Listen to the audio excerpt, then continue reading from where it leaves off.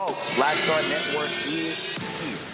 Hold no punches. I'm real revolutionary right now. Support this man, Black Media. He makes sure that our stories are told.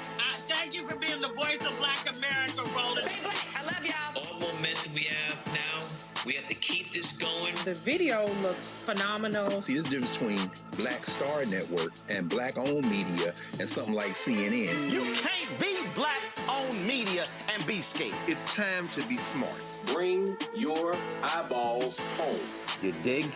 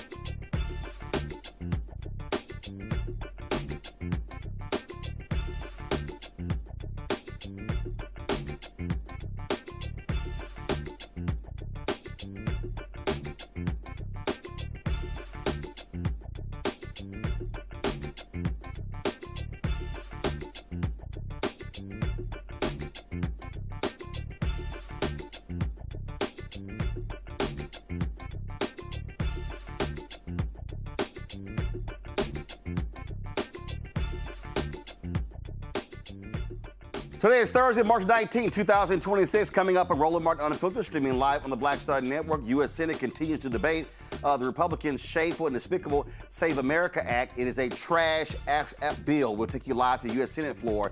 Newly released Bodycam video from the Texas case with a black woman who was pulled over and arrested when she threw the ticket out of the window, but she says the cop wrapped it on her. Well, they now have put it out. The Department of Justification for the arrest is now sparking community discussion. Young voters shocked everyone in 2024 by backing Donald Trump. I talked to the host of the Black Star Network's Other Side of Change about what Democrats should do to target young black voters. New York State Community Commission on Reparations Remedies was founded to examine the legacy of slavery and provide recommendations to address historical injustices in New York today. The chair will join us on the show. Yesterday, we talked about the case of Afroman, who, of course, was not found liable under the First Amendment. Well, guess what? He will join us on today's show.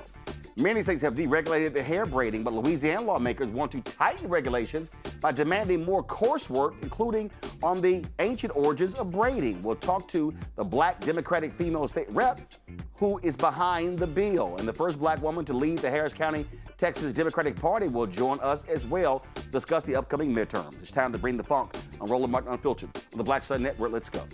He's got whatever the miss, he's on it. Whatever it is, he's got the scoop, the fact, the fine. And when it breaks, he's right on time and it's rolling. Best believe he's knowing. Putting it down from sports to news to politics. With entertainment just for kicks, he's rolling. Yeah, it's Uncle Roro, y'all. Yeah, it's Roland Martin. Yeah, rolling with Roland now.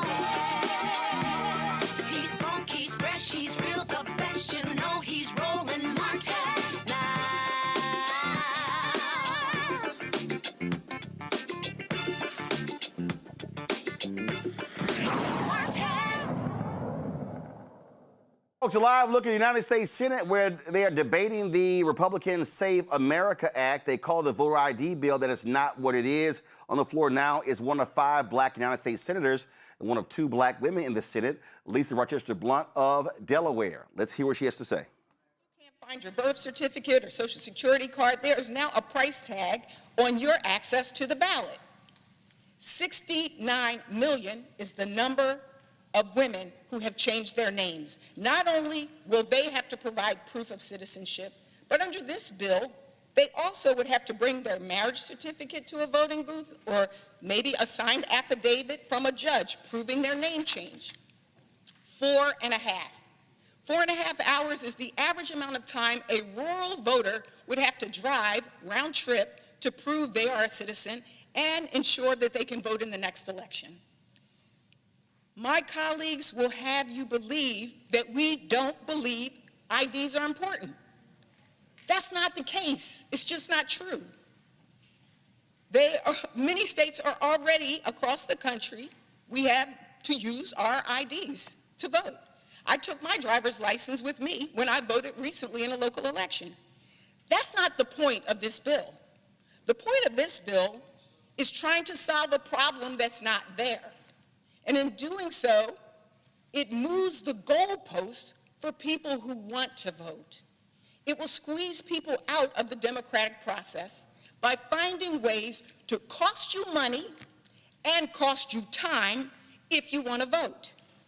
Bottom line, if this bill passes, our driver's license, real ID, tribal ID, college IDs for students, military IDs will no longer be enough. If this bill passes, you would have to mail in a photocopy of your proof of citizenship with your ballot, making it exponentially harder for Americans to vote by mail, not to mention undermining privacy. If you're married, if you are in a rural community, if you are a student on a college campus, if you are a person with a disability, if you are a senior, or if you have changed your name at any point in your life, like so many of us have, including myself, I was married, I was divorced, I was widowed. This bill won't save you, it will hurt you. But this is just one aspect of the current attack on voting rights. The second comes from across the street, where the Supreme Court has been chipping and chipping and chipping away at voting rights. The systematic weakening of our voter protections started decades ago, when the Supreme Court undermined the pre-clearance provisions of the Voting Rights Act, the VRA. Pre-clearance required jurisdictions with a historical record of racial discrimination in voting to clear any changes to their voting laws with the federal government. This was a backstop that protected access to the ballot box for many voters of color. Once it was struck down, some states began to take advantage, passing restrictive voting ID laws, restricting voter registration timeframes, reducing early voting, and more. In 2021, the Supreme Court made it harder to prove racially discriminatory voting practices under the VRA. And later this year, they will hear a case that would make it even harder for minority communities to sue states for discriminatory congressional maps. Finally, I would be remiss if I didn't mention the threat to our democracy that comes from the executive branch. Let me start from the beginning. Since January of 2025, the Trump administration has used DOGE to steal our personal information and data. They pulled information from Social Security Administration and the IRS. Why? Maybe to track the American people. Now the administration has turned their attention toward establishing an unsanctioned nationwide voter database. They also raided a Georgia voting center under false pretenses, undermined access to mail-in ballots by changing the rules around how mail is postmarked, and sued and threatened states like Minnesota over access to their voter files. All of this from a president that wants to, quote, take over the voting, quote, unquote, so that the GOP, quote, will never lose a race for 50 years, end quote. This is a coordinated and un-American campaign against the very core of who we are as a nation.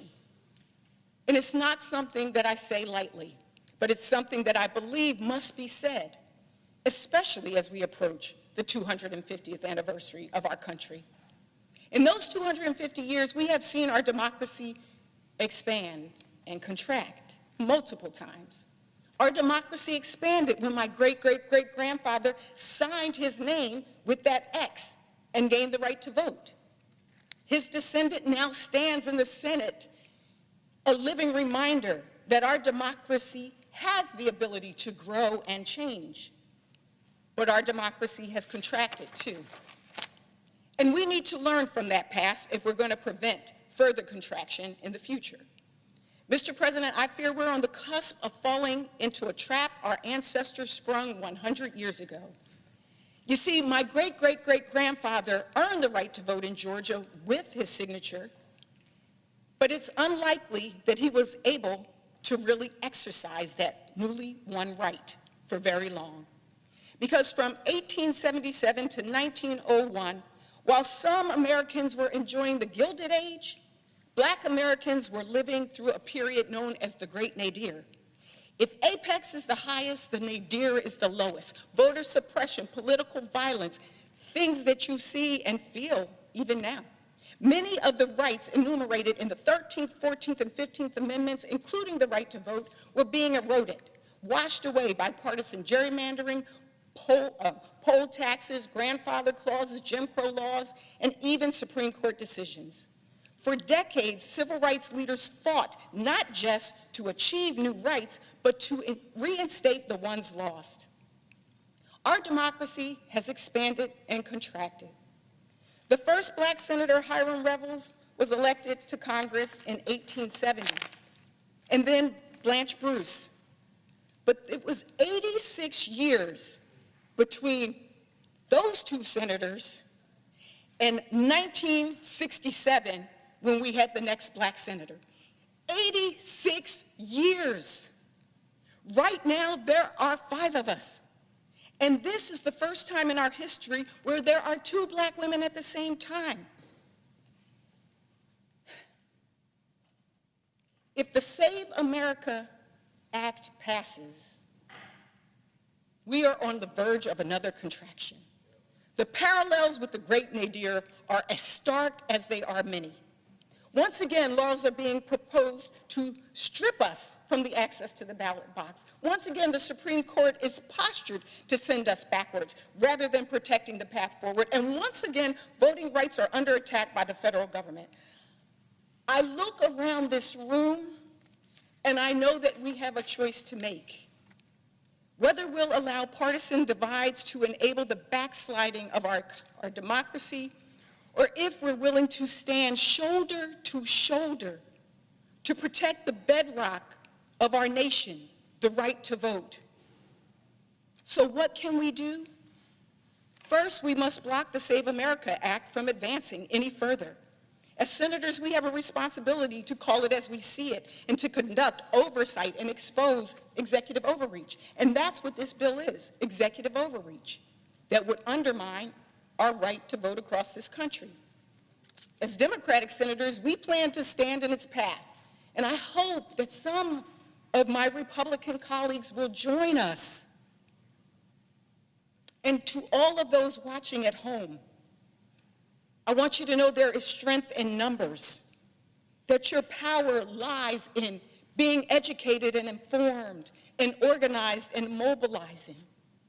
And in this moment, I stand here and say no to Jim Crow 2.0. I yield. Chair recognizes Senator from Utah. Mr. President, I appreciate the passion, the remarks provided by my friend and colleague, the distinguished senator from Delaware. I do feel the need to respond to a couple of things, and a couple of things that have said were said previous to that by the senator from Michigan.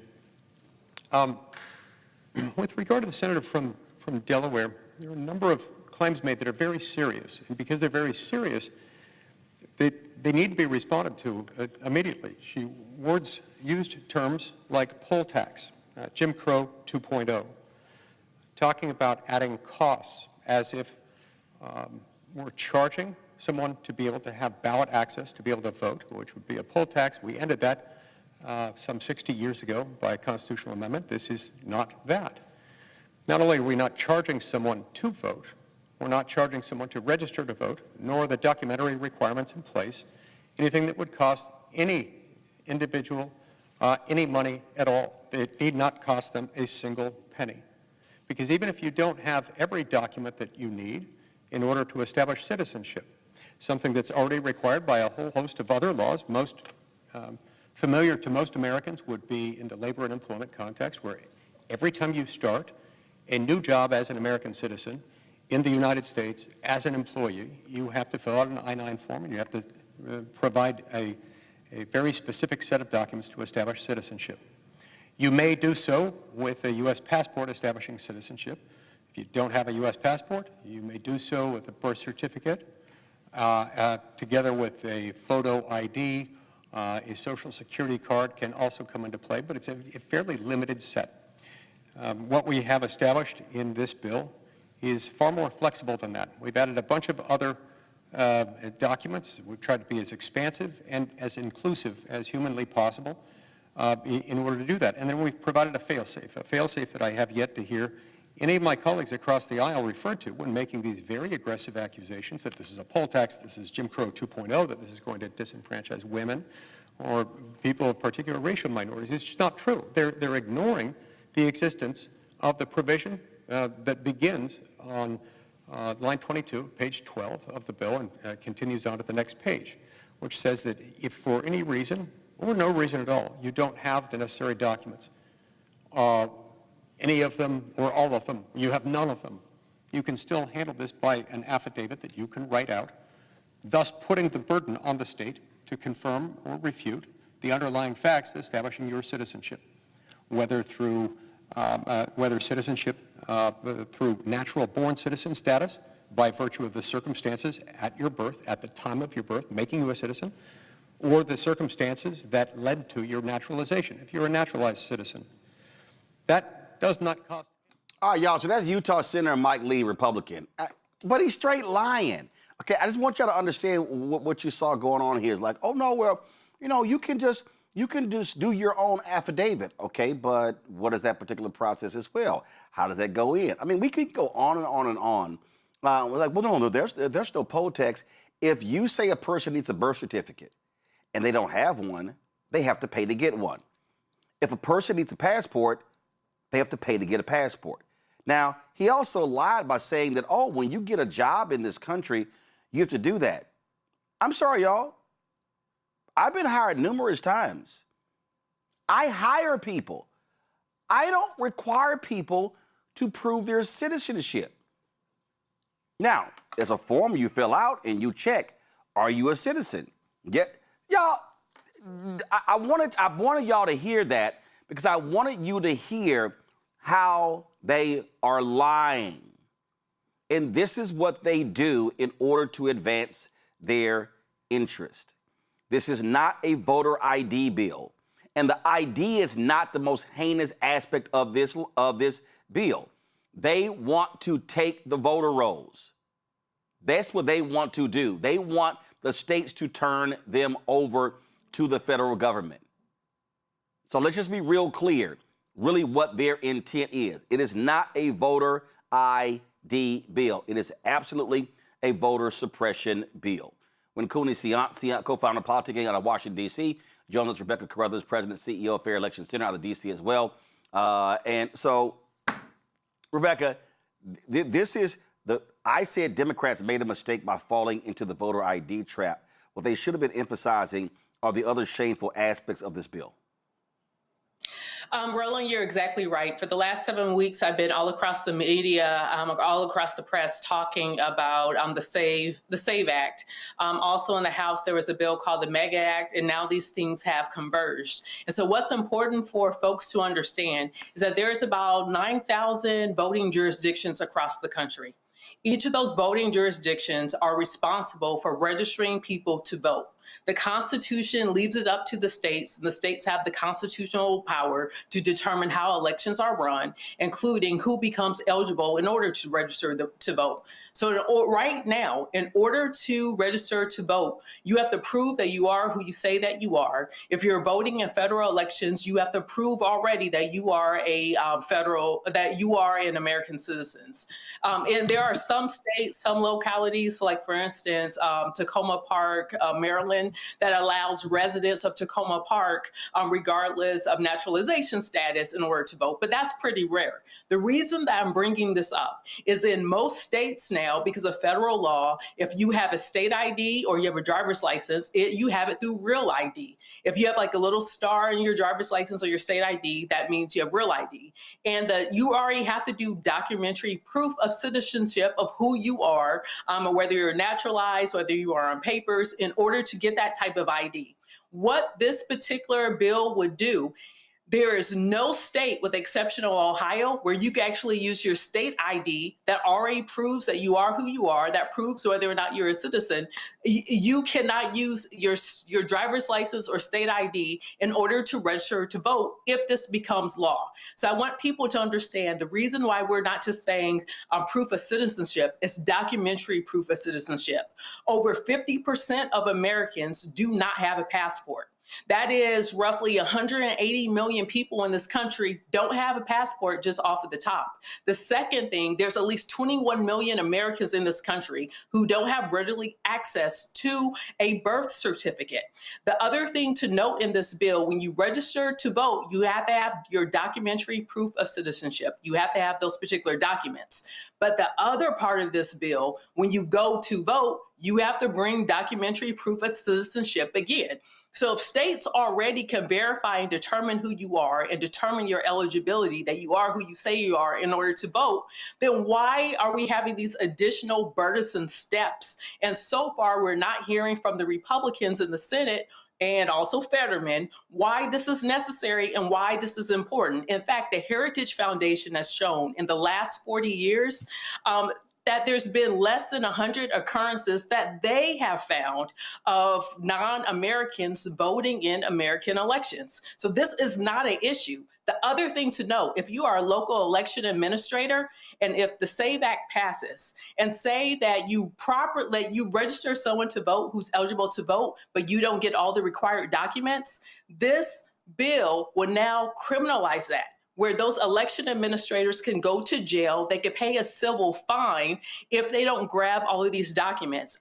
I could go on and on. Another thing to note is that if you are a college student, there are many states that allow you to use your college ID in order to register to vote. This bill will eliminate that. But here's the thing when Cooney, that jumps out at me.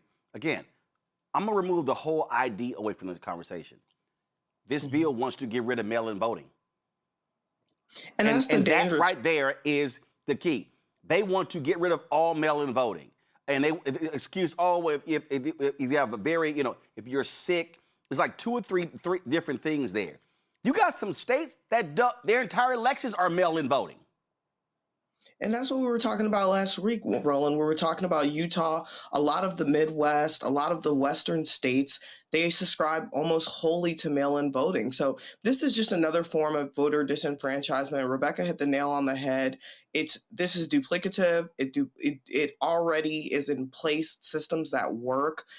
It disenfranchised voters, particularly Black and brown voters. We know all of this, right? This is another game that the Republicans are playing, unfortunately. And it's really sad that we are literally having to fight for our rights to vote when Black and brown people have continually had to fight for their rights to vote. But, getting rid of mail-in voting when we just went through a pandemic crisis 4 or 5 years ago, it sounds diabolical, Roland. Again, that's what they're doing. So the debate continues. They don't have the 60 votes, and so we'll see what happens next. All right, folks, let's talk about New York State, where Governor Kathy Hochul created the New York State Community Commission on Reparations Remedies in 2023 to examine the legacy of slavery and systemic racism in the state and to provide recommendations for addressing these historical injustices. Dr. Cynell Hawkins, the chair of the commission, joins us right now to discuss this. Glad to have you on the show. So first and foremost, as it relates to this commission, how have you met? Work has been done, and what progress have you made? Thank you for having us on. First of all, this commission has been active since 2004. Governor Hochul signed the bill in December 2023, and we became active in 2024. We've had a slow start because we had to go through some processes just to staff up. But over the last year, we've had over 15 public hearings. The most important part of this commission is that we're the community commission.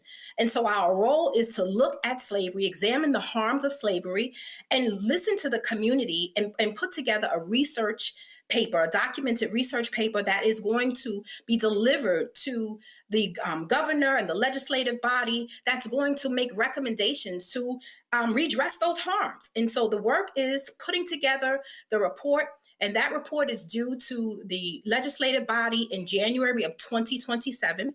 And we have been going around the state hearing what redress looks like. So you started in 2024, and your deadline for the report is 2027. So that's 3 years. It was a slow start. So we actually asked for an 18-month extension because we didn't have staff. All of the 9 commissioners, first of all, I want to thank Governor Hochul and our senators, Senator Sanders and our Assembly Member Szilagyi as a co-sponsor of the bill. But there are 9 commissioners and we're volunteers, and we had a $5 million budget to put together the staff to help us do the research and put together this report of recommendations to the state. And so we've been going around the state. We've been all over the economic areas in New York State to hear from the community members. So we've been in Brooklyn. In fact, on Saturday, the 21st, we will be in Staten Island at the Staten Island Urban Center on Bay Street, 206 Bay Street, from 12 to 4 p.m. So we invite the community to learn about this process, to understand what redress is, and understand the harms of New York and what processes should New York State take to redress these problems. So we're looking at the economic harms, the health inequities. When we think about redlining, all of these harms certainly impact New Yorkers. And so we want to hear from New Yorkers. And we've been hearing that, one, Black New Yorkers certainly want to check. They want to check, but they also want to see a strong process of policy changes. So it goes way beyond a check. When people think about reparations, that's the first thing you think of, is a check. But it's certainly more than that. So it's policy changing so that we can see the actual process of redress. And that's what's going to be important. There needs to be a reparative process to the harms that we've seen since slavery. And many don't even know that there was an active slave trade in 1711 right on Wall Street in New York City. Many people think it happened in the North, but New York State had an active role in slavery. And at the public hearings, we've been learning about how this is systemic across New York State. Whether you were in Ithaca or Utica or Rochester or Buffalo, the same harms have been happening around the state. And now is a chance for New Yorkers to reimagine what change could look like. So here's some hope for us. And here's a process that these 9 commissioners, and I'm honored to chair this commission, but we are working hard to put together a research-based report along with analysts and economists and historians to make sure that New Yorkers have a well-thought research process for reparations. Folks, if you go to nypl.org, go to my iPad, Henry, you will see where it lays out there this piece on New York City's slave market that was posted then. Questions from my panel. Winkuni, you first. Yeah, first of all, thank you for being here, and the work that you all are doing is incredible. If New York gets this right, how could this serve as a model for other states or even the federal government? Well, New York, we plan to get it right because the 9 of us are working hard to do it. But we're not the only state to do this. I want to say that California has done this, and certainly Illinois and Evanston. They've already given out reparations in Evanston, but New York gets to serve as the model for other states to follow. New York is where it happens, and New York is the representation of what's next. So we're looking forward to continuing to do this process and our report. We want to champion these reports so these recommendations can actually come to fruition and other states can follow. So we are the lead. Rebecca? Dr. Hawkins, so I think it's great that the state that houses the financial center in this country is taking the lead on this issue. Correct me if I'm wrong, doesn't New York have a history of allowing for reparations for historically wronged people? New York doesn't have a history of it, but certainly there are other bodies that, so when you think about Native Americans, there have been reparations, Japanese, there have been reparations. There's a long history of reparations. Jewish communities have received reparations. So this is New York's effort at reparations. And we know nationally, there has been a national effort for reparations. There are many groups working on reparations. And as you know, in Congress, there have been many efforts since Representative John Conyers Jr. and the late Sheila Jackson Lee been trying to get reparations federally. But New York State is leading the work right now, and we want to see it happen. And so New Yorkers are lending their voice at public hearings. They're going to our website, and if people want to learn more, they can go to our website at newyork.gov/reparations. They can look at our past hearings, learn more about the work that they're doing, and get involved. This is an opportunity to us to reimagine what the pathway could be for New Yorkers. To create a real process for change. When we talk about inequities, and I'm listening, and we're talking about Jim Crow 2.0, this is our work. This is our opportunity to create some change, to reimagine, to actually develop a process for hope and change. And so we want to hear from New Yorkers. We want them to get involved. And we've heard from many New Yorkers so far, and we're still doing this work. We plan to have public hearings through June of 2026, and then we'll be delivering our report. We plan to have a draft report to the legislative body in December of 2026, and then the final report in January of 2027. And we want the community to champion those recommendations for redress. All right. We certainly appreciate Dr. Hawkins. Thanks a lot. Thank you for having me. And go to the website, ny.gov/reparations. New Yorkers, let's show everyone how to create a process for remedies. All right. Thank you so very much. Folks, as we come back from this break, we're going to talk about a bill being advanced to tighten braiding requirements in Louisiana. You're watching Roland Martin Unfiltered on the Black Star Network. Be sure to support the work that we do. Join our Bring the Funk fan club. If you want to contribute, do so via Cash App. It's a striped QR code. You see it right here. This is also for credit cards, checks, and money orders. Make it payable to Roland Martin Unfiltered. P.O. Box 57196, Washington, D.C. 2003 7-0196. PayPal's R Martin Unfiltered, Venmo RM Unfiltered, Zelle, Roland at RolandSMartin.com, Roland at RolandMartinUnfiltered.com. We'll be right back. With medicine and science under attack, I want to keep you and your family informed and healthy. I'm Dr. Ebony Hilton, and I knew at the age of 8 that I wanted to be a doctor.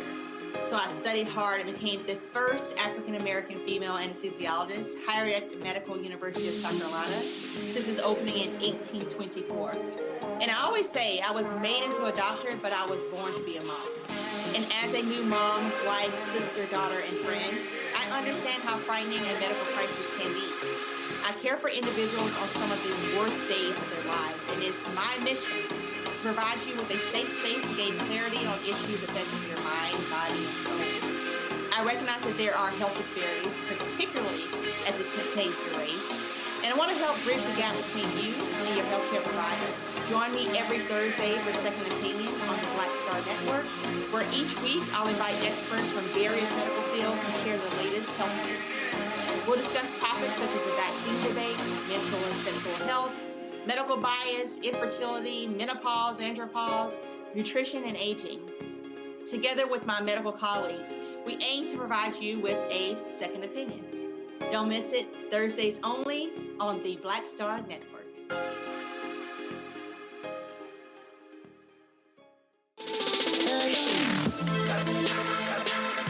Hey y'all, welcome to The Other Side of Change, only on the Black Star Network and hosted by myself, Rhea Baker, and my good sis, Jamira Burley. We are just two millennial women tackling everything at the intersection of politics, gender, and pop culture. And we don't just settle for commentary. This is about solution-driven dialogue to get us to the world as it could be and not just as it is. Watch us on the Black Star Network, so tune in to The Other Side of Change.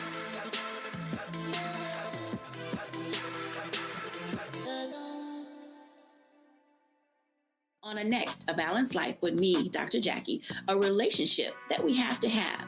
We're often afraid of it and don't like to talk about it. That's right, we're talking about our relationship with money. And here's the thing, our relationship with money oftentimes determines whether we have it or not. balancing your relationship with your pocketbook. That's next on A Balanced Life with me, Dr. Jackie, here at Black Star Network. I'm Ryan Wilson, CEO and co-founder of The Gathering Spot, and you're watching Roland Martin Unfiltered on the Black Star Network. All right, folks, let's talk about a bill out of Louisiana where they are considering implementing one of the strictest licensing requirements for hair braiding in America. Currently, the state's cosmetology board mandates a minimum of 500 hours of training to obtain an alternative hair design permit. However, Democratic State Representative Candace Newell has proposed House Bill 912, which would increase this requirement to at least 600 hours at a registered cosmetology school over a period of 3.5 months. The training outlined in the bill must include the study of the ancient origins of braiding, various multicultural braid styles, and proper braiding and sanitation techniques. After completing the training, applicants must pass an examination and pay an annual fee. Representative Newell joins us right now. I'm glad to have you here. First and foremost, why go from 500 to 600? What does that extra 100 hours do? Good evening. Thank you for having me. It's Candace Newell. Okay. The 600 hours is to allow for the students to be able to apply for federal financial assistance. Because right now with 500, it's an out-of-pocket expense to the students. So the additional is of 100 hours is to allow for them to get financial aid. Okay, and so this bill applies to anybody that does braiding in the state? It's for anyone who does braiding in the state and wants to open up their own salon or eventually go back and teach the art of braiding. Okay, so have folks been clamoring for this? What was your rationale for proposing this bill to add new requirements? Well, right now we do allow for people to work with a permit under a licensed cosmetologist, and there's no restrictions on anyone that does hair in their home. We wanted to expand this because, of course, we know that this is a growing business, and to give the women who want to open up a shop and hold themselves out to the public to ensure that the services that they're offering, the public is safe and that they are also educated and protected in the manner.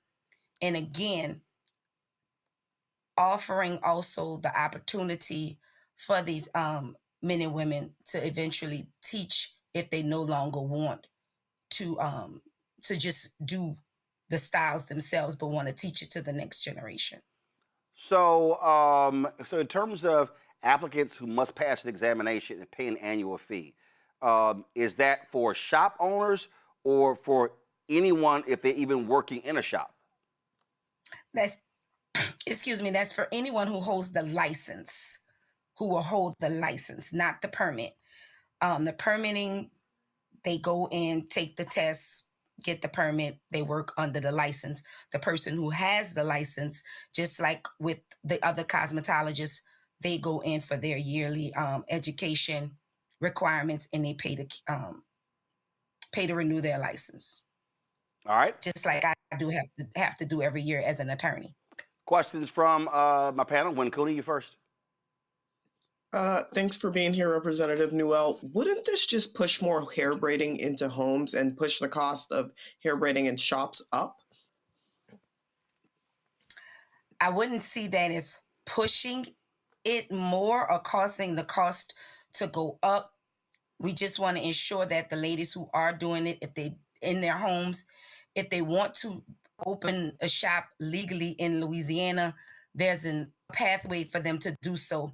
They have to go through the entire 1,500-hour cosmetology of learning, washing, relaxing, coloring, manicures, pedicures, facials, not having to learn all of that. You go in, learn the basics about your braiding, 600 hours, you open your shop, and then you can open up the opportunity for young ladies that have a permit to come in your shop. Or like I said, if you want to retire from working and go in and teaching, you have the avenue to also get the teaching license. But I don't see it as causing the costs to rise and pushing more people into the home. I see it as an opportunity for you to leave your home if you want to encourage or attract more clientele. Rebecca. I would say I have mixed thoughts about this. I'm someone love getting my hair done. I've had all sorts of protective styles, including hair braiding. I've had good hair braiders, hair braiders I'll never go back to again. So I understand the importance of having basic training and hygiene, especially with dealing with the public. My concern is that as a Black person, I've learned how to hair braid when I was like 5 or 6 years old. And so we hear, do hair braiding. Like those are things that are cultural and it's cultural touch points, but it's also an economic benefit. So my concern is how do you balance the need to make sure that the public is safe, but also balance the needs of how this could really be an economic leg up, especially for Black women. And that's what everything you said is exactly why I agreed to move forward with this legislation. I've had that have been horrible in my hair. I've had friends who've had horrible experiences with growth of bacteria in their hair. Another friend of mine, she had a mold that grew under the braids once she got the sew-in. So it was those experiences that moved me towards maybe if you're in a shop, you should have some type of education, some type of training. Because just because we know how to braid our sisters, our cousins, our own hair, does not mean that we're ready to go out and braid for the public. Also, allowing for you to get the license, again, opens opportunity for that person with the license to allow other people who might not have the license, aren't ready for the license, have the permit to come in the shop. And now you have more people in the shop, more people earning money, more people providing services to that community. And also maybe going back into the schools as a way to teach and pass on this knowledge and the training to the next group of young ladies, young men who want to go and braid.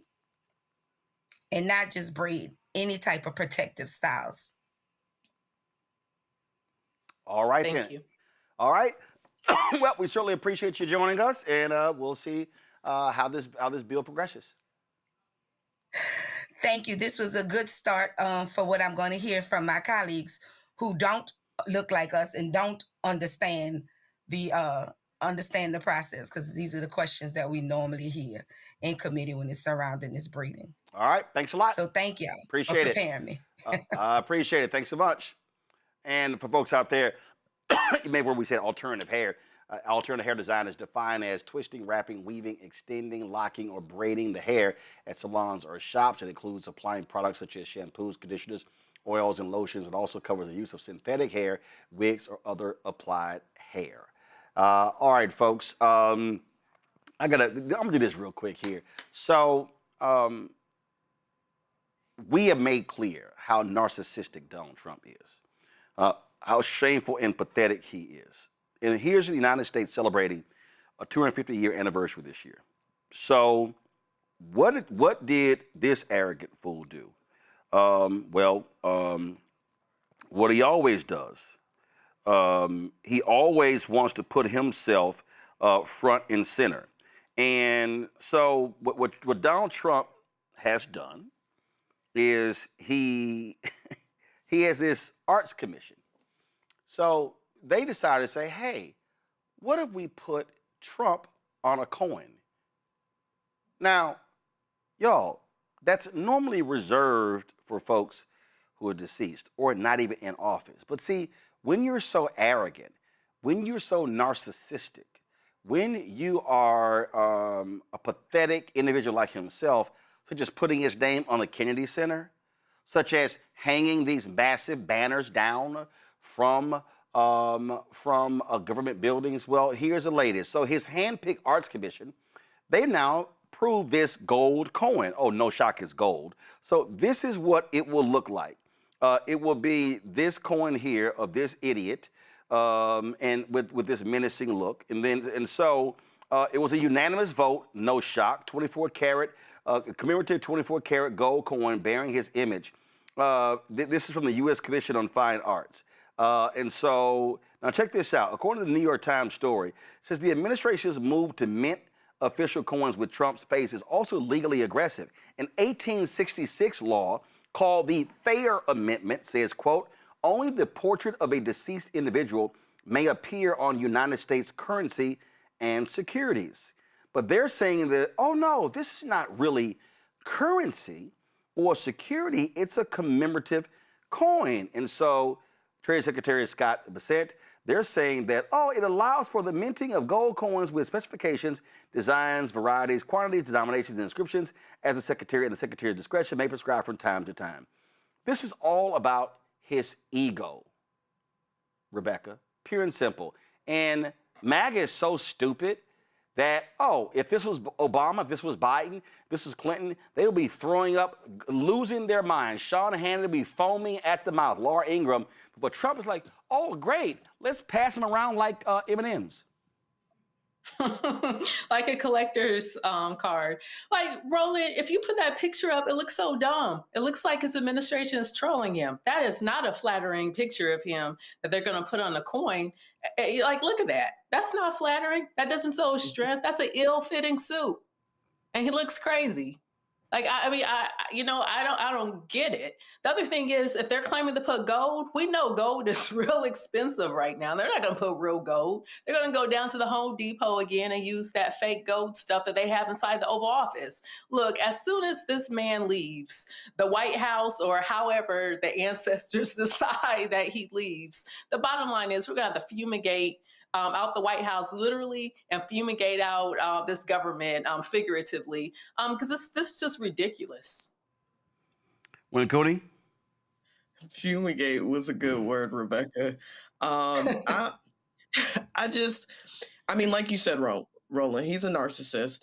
I think the challenging part about this is what's scary is this is exactly how he won the presidency. If you think about Donald Trump is someone who has successfully used the media, has successfully used the cycle to continue to say his name, right? You think about the Donald Trump show, you think about his real estate ventures, all of which bear his name, bear his likeness, bear his face, bear his image, right?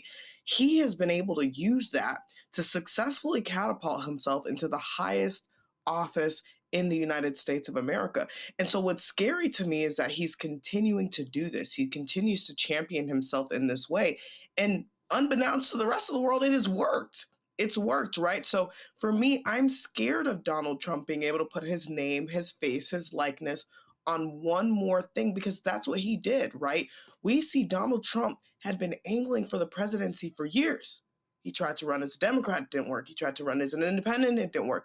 But all time and time again, he kept getting on reality TV show. He kept building buildings and putting his name on it. This is just another example at his classic narcissism, another example of how he feeds his ego. But honestly, at this point, it's gotten to a tipping point, right? We have now, well, I can't say we've elected him, but the American people have elected him to the highest office and power. And so my fear is that putting his name and face and likeness on yet another piece of memorabilia only continues to push into the Donald Trump lore. And that's something that we need to dismember as quickly and swiftly as possible. All right, folks, hold tight 1 second. He got a big win yesterday in his defamation case in Ohio. Afroman will join us next right here on Roland Martin Unfiltered on the Black Star Network. A decade of love, joy, and power.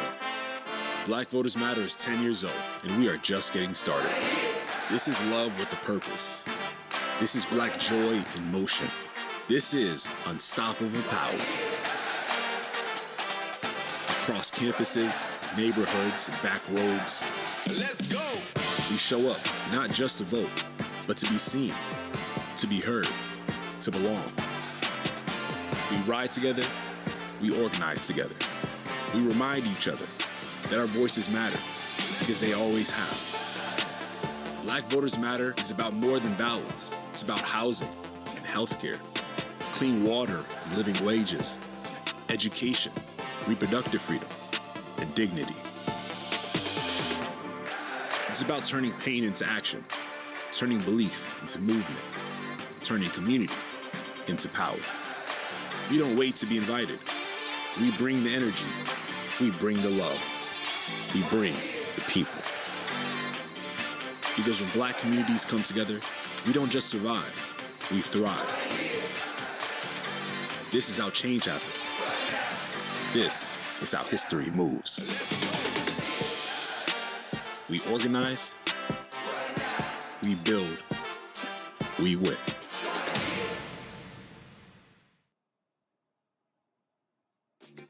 My name is Bill Duke, and you're watching Roland Martin Unfiltered. Folks, there was so much happening in the Afroman trial, we had to go ahead and go for a second day. For those who don't know, 7 white sheriff's deputies from Adams County, Ohio, sued Afroman, whose legal name is Joseph Foreman, for using footage from his own security cameras in music parody videos. The footage was recorded during a 2022 raid of his home. During the raid, the deputies broke down Afroman's front gate, forced open his front door while searching for narcotics. However, no drugs were found and no charges were ever filed against him. Well, yesterday, a jury ruled in Afroman's favor, concluding that he did not defame the deputies or invade their privacy. This was pretty funny. Here's just a little of the closing arguments of the both attorneys. I'm just going to play a little bit of each one, and then we're going to go to the interview. Go ahead. When this trial started, I told you it was about intentional lies that are designed to hurt people.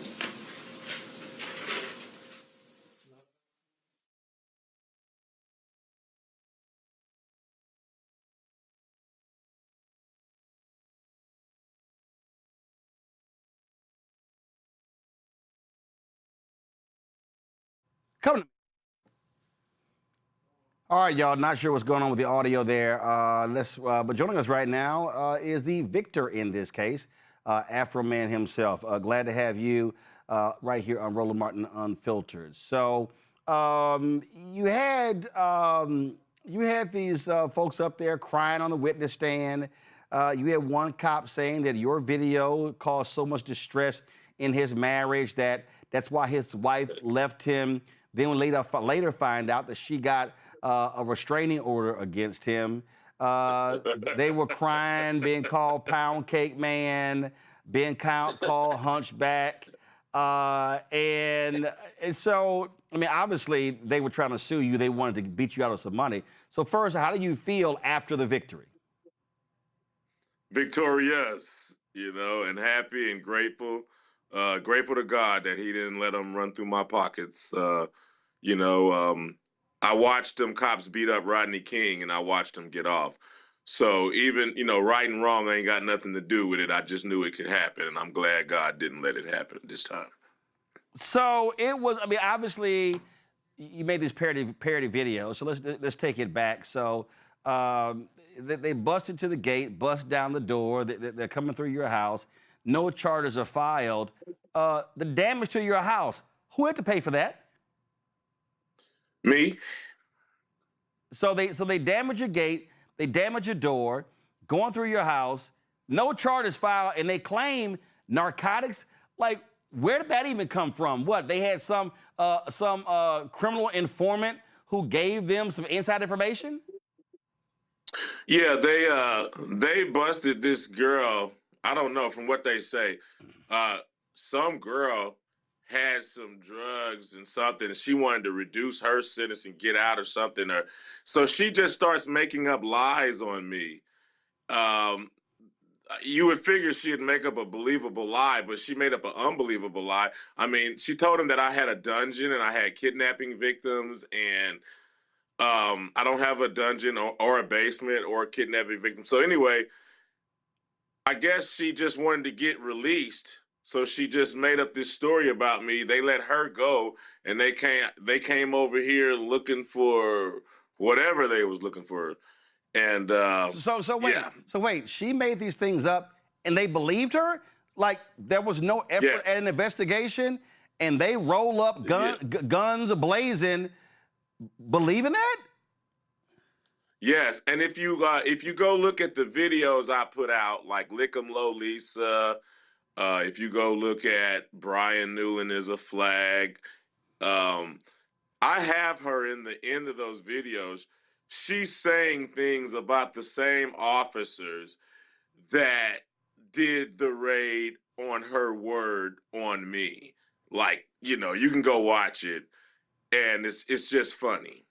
And I doubt an investigation be opened up.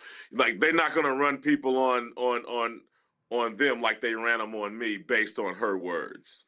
Now they sued you. Are you gonna sue her? I'm gonna talk. It ain't over. It ain't over. I'm gonna talk and Go ahead.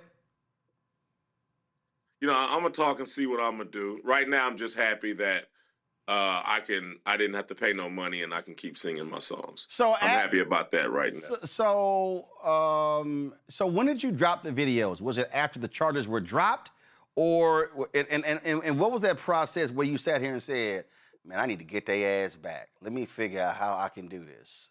Walk me through that. Okay. I was 65 miles away from home when I got the call that the police were at my house. I pulled into a gas station and got me a Mountain Dew, and I just sat there looking at my phone. Now hold up. When you say look at your phone, so you were looking at you were looking at your security cameras. You're watching them go through your house. Yeah. I was at a speedway with a Mountain Dew big gulp, like, well, thank you, Lord. I'm out the way. I'm all right. And I'm looking at them just go through my house and, So first of all, how did they get in? Wait a minute, hold up. I'm confused. They roll up with a no-knock warrant? Yeah, they kicked on the door. They was unsuccessful kicking in it's the first time I seen cops unsuccessfully kick a door. They couldn't get my front door open. So they grabbed a battering ram out of the car and they came through my side doors, which is more work because I got 2 doors on my side door. They could have just knocked down one and been in the house. But, they came through my side doors and they used a battering ram and they kicked in 2 doors instead of 1, doing even more damage. See, this is not even crazy. It's even crazier to me That's the second. Go ahead. That's the second. Go ahead. That's the second door they kicked in. That I just seen you showing it. Yeah. So they got cats in fatigues, assault weapons. So a woman tells them, "Oh man, he got drugs. He got a dungeon. He holding people hostage." And they rolling up with the SWAT team. So yeah, it's that same thing you see on the internet. Somebody had just started. They'll be on. Sometimes the guy will film the person that's on the phone, and the person to be on the phone exaggerating. It's like swatting. Now, it's like swatting. Whatever you want to call it. Yeah, it's called swatting. Okay. This chick, she get busted with whatever she doing, and she want to get out of it. So she just, I'm Afroman. I sing about smoking weed. Everybody, I notice how everybody think I got like just tons of weed just because I sing about it. No. That only happens if you're a University of Alabama basketball player, and you got bags of weed around the house. 2.1 pounds, which is 1 ounce under the actual law. But go right ahead. Yeah, but like I notice how I just notice in life people think I got more weed than what I do, and so like they came up here thinking I got kidnapped victims, hog-tied and all kind of madness. So anyway, They searched my house. They didn't find nothing. So my ex-wife was on FaceTime with Sergeant Randy Walters. That's the guy with the Full Metal Jacket helmet and the battle shield. I asked Randy Walters, I said, "Am I under arrest?" He said no. I asked him, are there any charges going to be filed? He said no. After that, I asked him if he had helped me put my door back on the hinges. And that's when he cracked this little sarcastic grin. He kind of waddled his head from side to side, and he said, we're not required to do that. And right then, I said, thank you, sir. And I didn't want to look at him no more on the FaceTime. I wanted me and his conversation to end. And I didn't want to talk no shit to him or nothing. I'm sorry. I didn't want to say nothing bad to him or whatever. First of all, we used to cuss on this show. That's why it's called Unfiltered. So. Oh, okay. I didn't know. Yeah. Okay. Yeah. Trust me. Right. Normally, Reese Cobra is with us on Thursdays, and if Reese don't say the F word 20 times, then she must be sick. So we used to it. But so, okay, I can talk. So when you sitting there watching this video, and that's when you went, I'm gonna light their ass up. I didn't know what I was gonna do, but I knew I wanted to do something. Okay, so all of a sudden, you drop a video, then you like, yeah, I'm gonna do another one. So how many total videos did you do?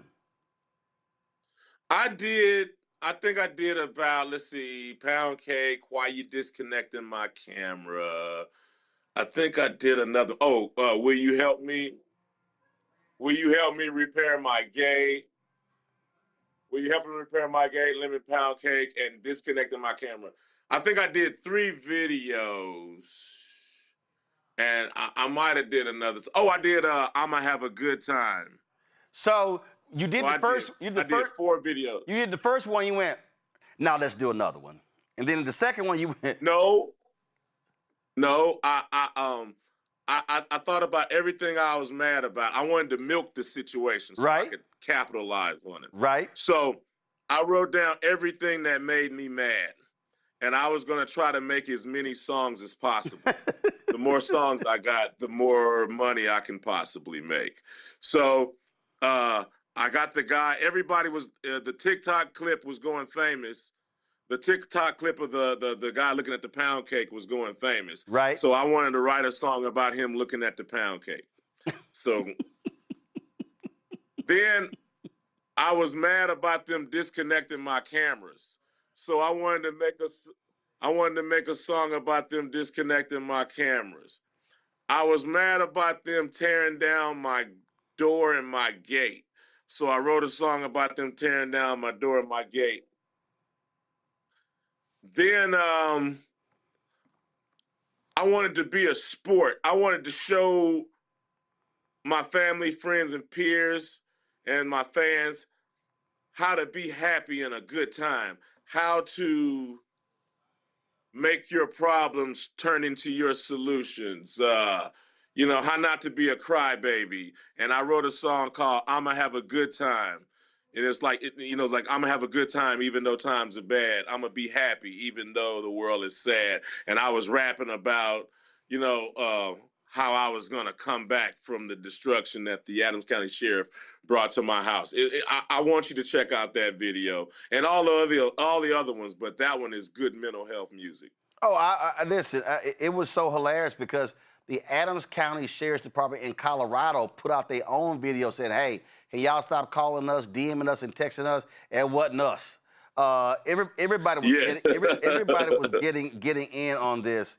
But I gotta ask you, when Pola Lisa was testifying, Lord, she was crying, she was shedding tears. What were you thinking sitting in the courtroom watching her up there try to get her Emmy or her Academy Award? I was thinking, where was those tears when her finger was around that AR-15 ready to shoot me in my ass? I was thinking, where was them tears when she was disconnecting my camera so Brian Newland could steal my money?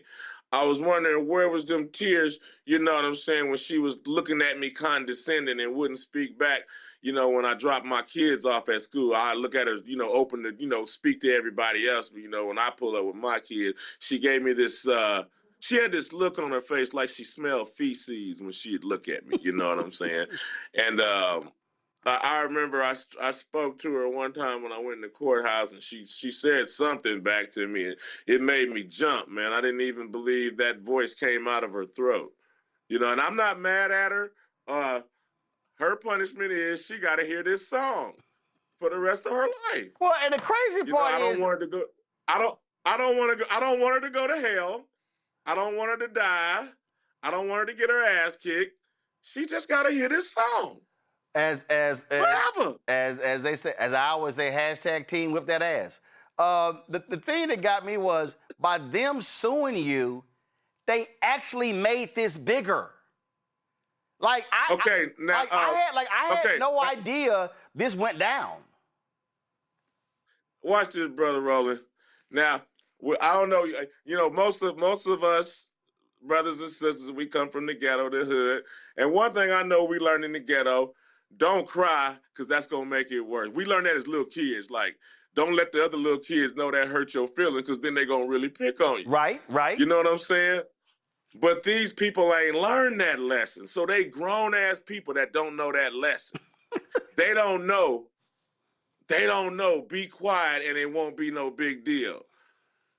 So they don't realize when I went viral when I got raided. They fault. Then I went viral again when they sued me. They fault. They could have settled with me, paid me, or just went away. Then I went viral again when we went to trial. And then during the trial, they played all the videos that I made fun of their ass with. Then it streamed worldwide. I can't even keep up with my numbers. Man, I'm looking at numbers just switch right in front of my face. I ain't never seen it go down like that. You know what I'm saying? And they didn't learn that little ghetto lesson we learned. Don't cry. They gonna pick on you. But they supposed to have thick skin. They police officers. Right. And they was wrong. Rather than eating humble pie and say, I'm sorry, they messed up and then tried to blame me for their mistake and they threw a brat tantrum. And they didn't realize they was messing up. Now, when you go in the wrong direction, you need to turn around as soon as possible. Because if you keep going the wrong direction, it's just going to be a long way back. Yeah. You understand what I'm saying? Yeah. So what they needed to do was nip it in the bud and say, look, brother, I'm sorry. We'll talk about it. We'll get something worked out. I didn't even want to write a song until that dude laughed about knocking my door down. You know, because I'm a brother. I get pulled over all the time. You know, I ain't no crybaby. I understand that, you know, some other brother's doing wrong. He might think I'm one of them kind of brothers, and he got to realize I ain't. And all right, yes, sir, whatever. You know, but I just didn't like his attitude after he realized I was a good dude. You know? And when he did that, with that little smirk, that's when you went, see, now you done pissed me off. You know what? I'm not mad at people for doing wrong. I'm mad at people for not apologizing and not trying to make it right. They got erasers on the end of pencils. You know, all you got to, that's for a reason. We all make mistakes. Right. When you refuse to make it right, that's the part that make me mad. And now what they've done is, because of the trial, they've given you even more fodder for more videos. But I got to play this one here because I need to know what your reaction was when this happened during the trial. I was in tears yesterday when your lawyer, you already know what I'm about to play, when your lawyer asked these questions. Worked with kids for 30 years. Got into the mind of kids pretty well. Yes. When they would play Mr. Foreman's song Lemon Pound Cake, did they take that as a literal fact from your observations? No. Were they laughing and joking about it? Oh, yeah. Absolutely. Are you familiar with the song WAP? I think I've heard it. Strike that.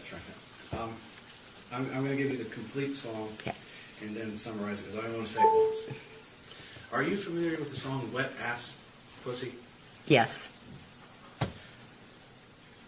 Is that a rap song? It is. Has your students played it in class? Once, and I asked them to please turn it off. When they were listening to it, did they think that was fact? No. So they didn't think that that was depicting anything in real life? No. So you didn't have to teach him that wasn't real? Right. No, I did not. You've heard the song, correct? Mm-hmm. Yes. Do you believe it's a literal interpretation? No. Would you agree it's derogatory towards women? No. Even though it says nasty things about them? Yeah. No. I mean, it's the artist's opinion, I guess. That's the way I feel. Maybe not an opinion you like, but... Yeah. So, Ms. Grooms, has Mr. Foreman's posts about Sean or any of the general posts about the Adams County Sheriff's Department as a whole affected your life any at all? No. Would you believe it would have affected your life while you were married to Sean? If it had any effect, I guess that would be the time it would have an effect.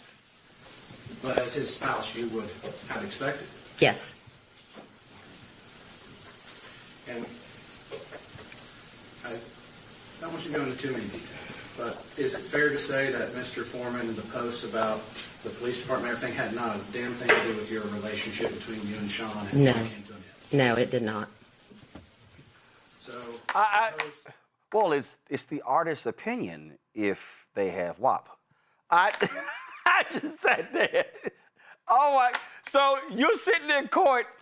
I know you trying hard not to bust out laughing in front of that jury.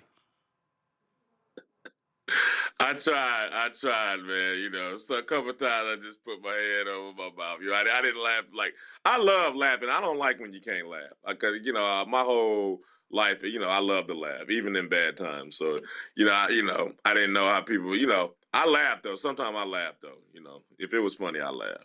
All right. I didn't get ridiculous. Okay, before I go to my panel, the suit that you got on, do you normally wear that? Or would you say, hey, this is a First Amendment trial. I'm going to pull a Larry Flint and break out an American flag suit? You know, to be honest with you, I'm a theme man. I love dressing for the occasion. However, I hate to admit this is working, bro. I might have to get me about 10, 20 more of these. Man, listen, you had the suit, you had the tie, you got the shades. I know you got the socks to match. I know you coordinated. Man, you know what I'm saying? Yeah, hey, I'm working on the socks, man. Give me a minute. I was sure you had the socks. And then I'm trying to find the video. I'm trying to find the video. When you walked in court, that damn white ass fur, it took me back because, the Michael Irvin remember Michael Irvin got busted for drugs? I don't. Okay, Michael Irvin played for the Cowboys. He was in a hotel room. Yeah, I know him. He's from Miami. That's my man. All right, well, when he got busted, he got busted for drugs in a hotel room. Well, I broke that story. And Michael came to the grand jury in a black mink coat and some shades walking down. When I saw you with that damn white mink coat coming to the courtroom, that's the first thing I thought about. And I was like, no, he is not strolling in here with that white coat. And that. Man, I didn't know that. I forgot they had it. It was cold outside. It was real cold. Oh, I found it. They call it April. Here it is. Y'all got to send me a clip of that. You strolled in with that. Oh, my God. Let me see. Let me go to my panel for questions. Win Cooney, you get the first question for Afroman. Afroman, you're a legend. You're a legend. I wanted to know what happened to that $400 that you said that they stole from you, because you said there was $400 missing after the raid. Did we ever find out what happened to that $400? I still ain't got it, baby. Yeah, I ain't gonna lie to you. They still owe me $400 to this day, and I'm gonna stay on them. I'm on them, but they owe me $400. So I'm gonna get it. I ain't forgot about nothing. Yeah, that's right. Rebecca. So, Afroman, you definitely are a legend, and you are now a meme in these internet streets. So thank you so much for supporting the First Amendment. That's extremely important. You're welcome. Because in this day and time, the First Amendment is under attack. So now I got to ask you my question. This president has been attacking the First Amendment. Does that change whether or not you support him, assuming that you supported him in the past? Believe it or not, I ran for president. I called it 2020 Fro. I ran for president. I said weed. I said weed. WEED shall overcome. I was running against him. I took a picture. You know, I'm a rapper and, you know, I'm a player. So it's all about publicity and running the numbers up and getting some more money. You know, I took a picture shaking his hand, but I was running against him. I don't, I don't support certain things I don't support certain things he do. I don't like all his moves against black people. I don't like reinstating all of these Confederate situations. I got all his anti-black issues I got a problem with. I'll stand with him on getting the bathroom right. You know what I'm saying? This, that, but it's like this right here. Like, I was running for president for me. You know, I'm a politician. You know, that's the politically correct white word, but I'm a player. So I'm trying to make money and make deals with everybody. You know what I'm saying? A player ain't got no enemies. We go all make some money. You know, okay, all right.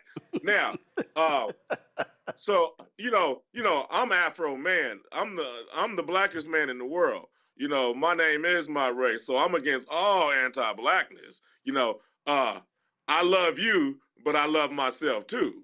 You know what I'm saying? So if you love me back, you wouldn't be doing nothing that'll hurt me or give me the short end of the stick. You know what I'm saying? Hey, you're supposed to love your neighbor like yourself and all that type of stuff. So I hope I'm not drifting away from the question. But I'm not with, what's the original question? I had a little medicine before the show. I make sure I'm staying on point. The original question was, do you support Donald Trump? Right now, I never liked his anti-blackness. I shook his, whatever. I took a picture. Like I said, I'm a player. But I'm all about getting money. So did you vote for him? No. The reason why I didn't vote for him is because, I should be a Republican because I make money. I make big money. I know some rich ass Democrats. But listen to me. He wanted to give police officers 100% immunity. That was my deal breaker with him. Before I can get my big Republican tax break, I need my black life. I can't get my tax break if I don't have my black life. And if he give police officers like them 7 people that was trying to sue me 100% immunity, I'm not going to have my black life. So the police officers was the deal breaker with me and Donald Trump, because I'm a black man in America. All right, then. And matter of fact, somebody actually sent me a text, and they wanted me to ask the question. Rebecca already asked it. I just got 2 more questions for you. One, Fat Joe said yesterday's price ain't today's price. So since all this went down, has your performance fee increased? And you know why, yeah. Hey. Yes, I would assume today's price is not the same as... Oh, man. Sky, baby. Prices is going up. Hey, the economy's doing good. God bless America. Hey, man. The American dream. I am the American dream. I am somebody, Jesse Jackson. Rest in peace. Amen. All right, so my last question. Miss Patti LaBelle made a lot of money with her patty pies. Are we going to see a line of Afroman lemon pound cake? I'm trying to do it. Hey, help me do it, brother, because I can't, I want my name, I want my brand, but I can't cook them. I can't, that's a perishable product, so I got to figure out how to pull that off. But I do want to do it. You know what I'm saying? I mean, because y'all find somebody that'll help me pull it off. I'm all about it. I mean, listen, there are folk out there that they do that, and people are watching because, again, my man was on that stand, and it was killing him, they say. So, and then and they kept showing him looking at that pound cake. And you know, for the rest of his life, when he pisses somebody off, they're going to call his ass pound cake. Hey, even if they're happy with him, he's still pound cake. The other sheriffs, if you listen to his testimony, he was mad because look here, he's an Ohio sheriff. Now, he's an Adams County, Ohio sheriff, but he's an Ohio sheriff. The sheriff is the same all over Ohio. All the other Ohio sheriffs pick on him. They know him. He's like this funny cartoon guy that hey, Officer Pound Cake. Yeah, drop the lower third so we can see the pound cake. That's right, boy. He was eyeing that boy. He wanted it, and I'm so and just so you know, I'm so mad. I just finished. I went to the dentist before my show, and I did have Daisy's lemon pound cake. I did. I couldn't eat anything hard, and so I needed something soft to eat. Y'all think I'm lying? I'm not lying. I literally came. I came from the dentist straight here. And that's the only thing I could eat, and so I did have a piece of lemon pound cake. So if you're somebody out there, if you're in the food business, and yes, they got frozen food, I'm telling you, Afroman lemon pound cake should be packaged and ready for Thanksgiving orders. I'm looking for a lemon pound cake deal. Hey, I want a cake company just to give me a check and put my label on the cake and let's go. Hey, let's go. Lemon pound cake. Let's do it. All right, Afroman first. And again, I know people, and Rebecca alluded to this. Folk, I know we're having fun joking, but I need to remind people, and I told you this yesterday, Luther Campbell took a case to the Supreme Court and won. And Luther Campbell wrote it in his book. He was actually a little hurt because Michael Jackson and his lawyers filed an amicus brief against Luther Campbell's case. He took it to the United States Supreme Court and won. That Luther Campbell case, among others, allows for artists to make parody songs and not be sued. So clearly, these folks didn't read the damn law when it came to parody songs that can be made. So this absolutely was a First Amendment case. And this will go down. Yes, sir. And this will, and people, folks watching and listening, I'm not joking about this here. This is going to be, this case will go down. And when they talk about legal cases, as it relates to music, parodies, and the First Amendment. So we had lots of fun with it, but this is a real case that had legal ramifications, and that's why you won. So Afroman, congratulations with that. I do got to ask, you only got one suit, so were you cleaning that suit before trial every day? Yeah, I was coming home, washing it, hanging it on the back of the chair, had the ironing board ready to go, man.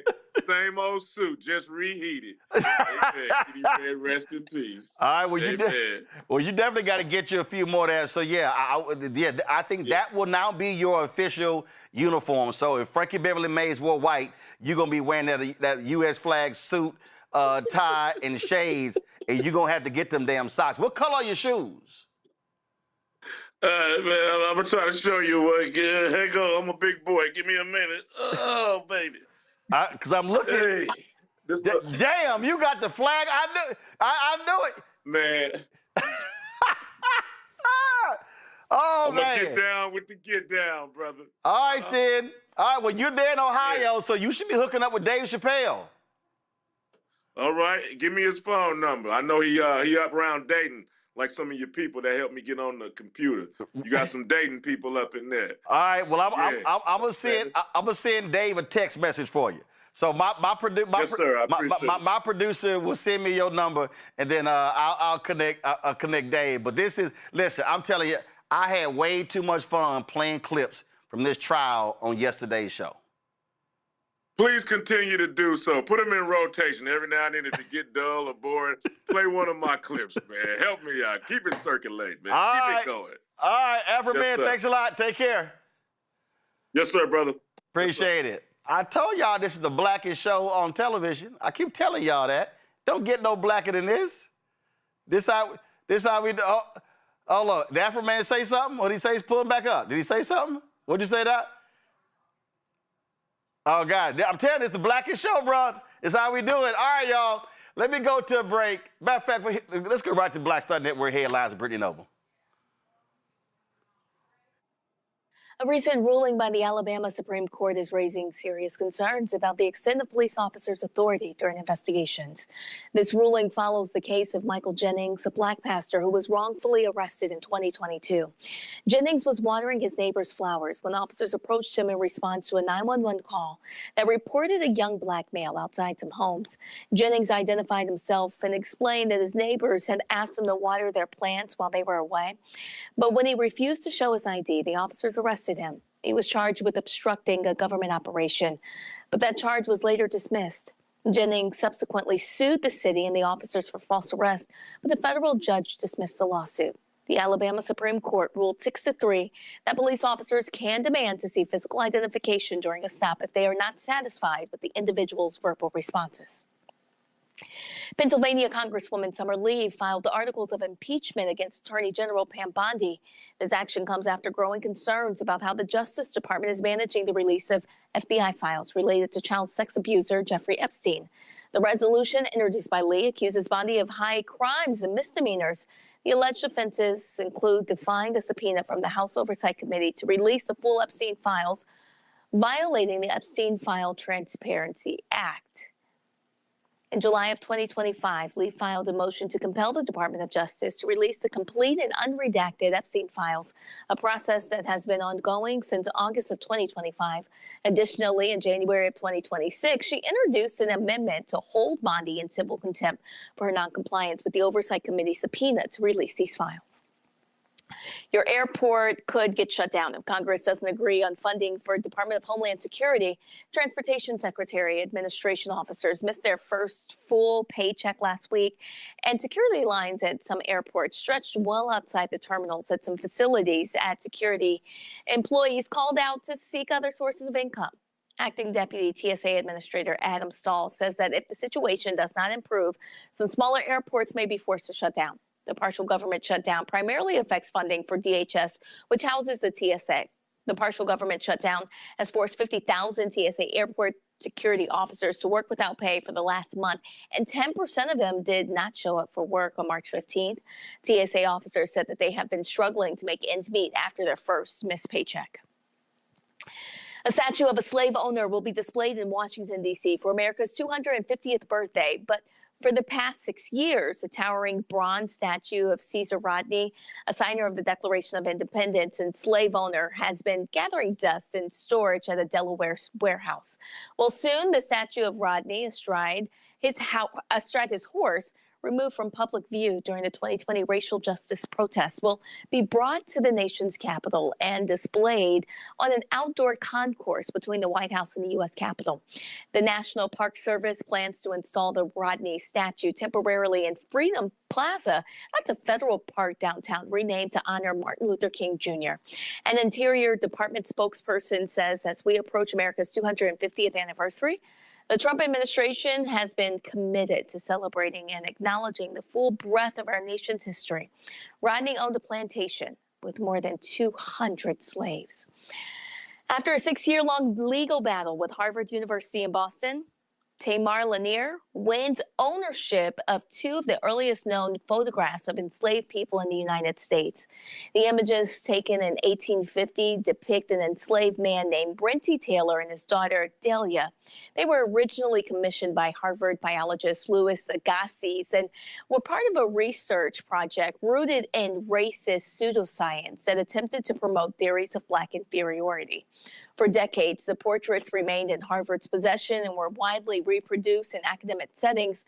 But Lanier says that she was in the direct descendant line of Brenty and Delia and challenged the university's ownership in court, arguing that the images were taken without consent and belonged to the family. Morehouse School of Medicine has received a lofty check from the federal government all thanks to one Georgia Congresswoman. U.S. Representative Nikema Williams secured nearly $1 million, $950,000 to be exact, to help the medical school construct a new academic and research building. The money stems from the 2023 Community Project funding. Williams, who represents Georgia's 5th congressional district, also noted that the federal funding will aid the medical school's expansion of biomedical research and workforce development. Morehouse School of Medicine is the only historically Black medical school in Atlanta. Although no longer affiliated with Morehouse College, the school continues to educate a diverse population of medical students. And according to the Princeton Review, roughly 80% of its student body identifies as Black. All right, Brittany, we appreciate it, folks. Don't forget, watch the Breakdown with Brittany Noble every day, noon Eastern, right here on the Black Stud Network. Again, the Breakdown with Brittany Noble, noon Eastern, every day. All right, folks, remember we had the Black woman from Texas on who got stopped by a cop in Hurst, Texas? Well, they've now released the Bodycam video. They, of course, accusing him of using excessive force during her arrest. And so we showed you the video that she captured in her car. Now, here is the video that's actually from the police officer. Roll it.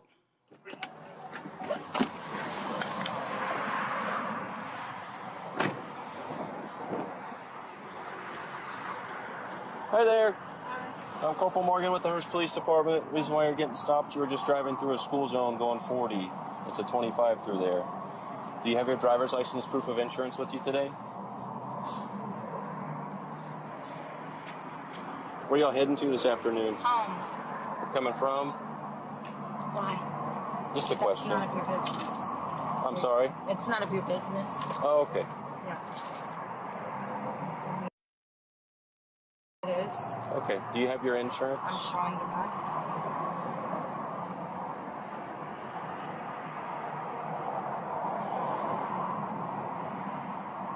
Any reason for the hurry this afternoon?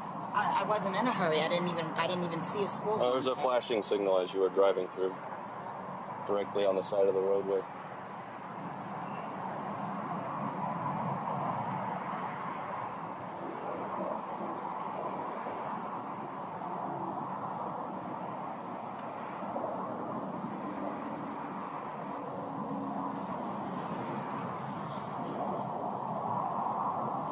Can I see your phone? That's good till March. Let me go check on your license. I'll be right back with you. I'll just stay in the car for me.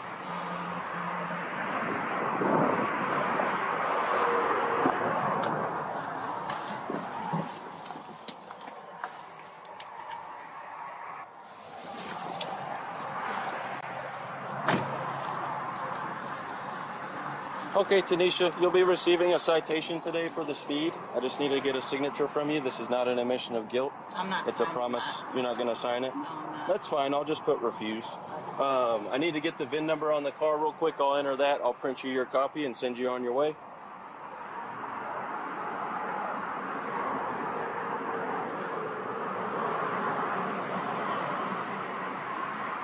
Where's your registration sticker on the car?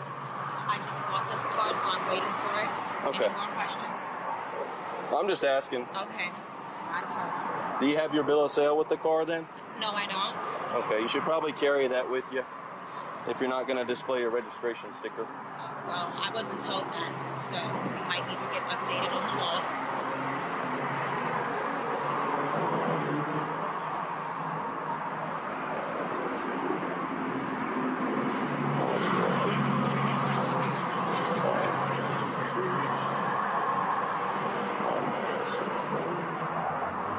All right, give me just a second.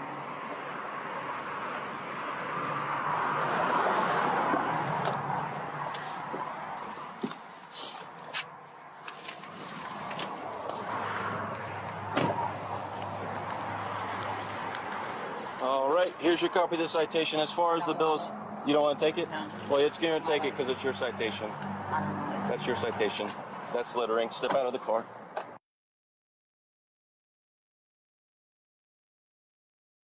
Citation. That's littering. Step out of the car. Don't Yes, do ma'am. that. Yes, ma'am. Off my Step car. out. I'm not stepping Step out. out. 69163. Yes. Step out. I'm not. Step out. Step out. Don't touch Step me. out. Don't touch me. Step it out. I'm not stepping Step out out. of shit. Call Step your out. motherfucking supervisor. I am the supervisor. You're not the supervisor. Yes, I am. Call your I am the supervisor. corporal. A Step supervisor. out. I'm not Step stepping out. out of nothing. Get Step your out. fucking hand off me. Get your hand off me. Get your hand off me. I will step out when the supervisor. I am I'm the not stepping supervisor. out of nothing. Ma'am. Get your hand off me. Tanisha. Get your hand I'm off not letting me. go. You littered. You I dropped am the not. ticket, not me. I put the ticket in the car you dropped the because ticket, that's your not copy. me. You dropped the ticket, not me. Get your hands off me. Take the ticket you're and touching go. Me. Give me the ticket. You're touching me forcibly. You're holding me Because too tight, and you're being out of line. you are resisting. Y'all see this, right? Sir, I'm sorry. Stop. Can she just get the ticket? No, you stop. Stop. Why are you holding my arm like Because this? I gave you the Why? ticket, No, you then did you not. proceeded to throw dropped it. the ticket, I not put it me. in your car, I told you I did and not you want proceeded it. to throw it out of the dropped it. car. You dropped it. You're doing too much. I'm not afraid of you. Get That's your hand fine, off of but me. I've asked you You're to step holding out of me the car. forcibly for no reason. Because you need to step Get out your of the fucking car. hands off Step me. out of the car. No, what am I stepping out of the car Is there for? anything I can do to get you to comply? Look, Mom, he just said take the To ticket. comply. You threw the car out of the car. No, I did not. You did that. He said You take threw the the ticket ticket at me. I gave it to you so you threw could the leave, ticket at and then me. you grabbed it Okay, and threw it out. give me the It's on ticket. your phone video. Give me the ticket. It's no, Give we're me the we're ticket. past that. Okay. You're under arrest. Step For out of the what? car, littering. Okay. Step out of the car. No, I'm not. You're under arrest. No, when the Yes, ma'am. When your colonel gets No, here, we are then beyond I will that. Step out. Step I'm not out. getting out of the car. I'm with my child, and I'm not I doing understand that. you're with Call your child. father right now. Step out of the car. I'm not. Step out of the car. I'll step out when another officer gets here. I'm not Step stepping out. I don't trust you. You're holding me too strong. Because and I don't trust you. I don't trust You you don't to not have to hold leave. me like I'm not going anywhere. Where am I going to I go? will stop holding I'm you not if gonna you go step out of the anywhere. car. I'm not stepping out of the car. You need to Call step your out of the colonel car. And I will get out of the car. This is resisting You're holding arrest. Me. I'm not resisting arrest. Because you're not what answering am I my under order. Arrest for? Littering. What am I under arrest for? I didn't litter. You did threw the that. ticket out no, the I did not. window. You did that. You did that. It's all on camera. You're so correct. when your colonel gets here, then I will step out. I have my child with me. I am the I'm not corporal. getting out of.